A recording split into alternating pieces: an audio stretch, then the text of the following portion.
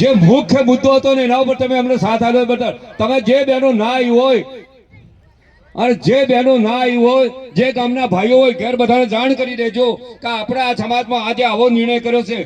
ખીચડી કઢી અને મેઠો બફોરો સદંતર બંધ જૂના જરામાં. ઓકે, બે હાથ ઊંચા કરો ભાઈ, બધા બે હાથ ઊંચા કરો. જ્યાં સરપંચ ઉભા થઈને જોઈ લેજો.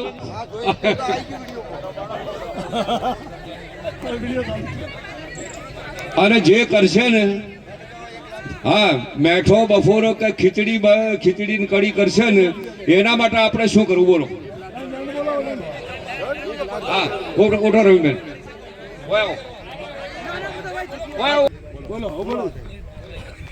રતુ ભારતી ખીચડી કઢી તો બંધ કરીશ, પણ મારું એટલું મંત્ર કેવું છે કે 80 વર્ષનું માવિતર હોય તો એના માટે કોઈ ફરજિયાત નહીં કરવાનું. જેને મરજિયાત હોય એ ભલે કરે. 12 દાડે જે મેઠું, હા, 12 દાડે નહીં કરે પછી, હા, પણ મેઠો બપોર સીધો બંધ મત કરો. 12 દાડે તો ભલે એમનો, હા, 50 થી 52 વર્ષથી ખીચડીયા ના કે મેઠો બપોરો ના એ નહીં કરવાનું. એ આપણે સમાજનું પાલન કરવાનું.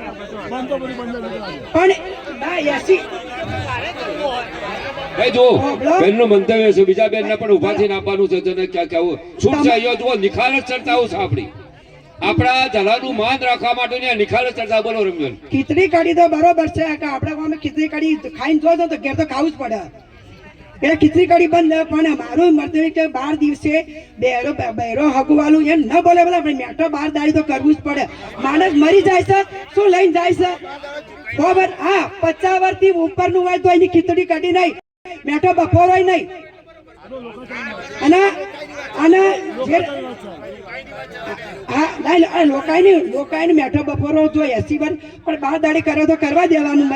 ખીચડી કઢી બંધ કરો.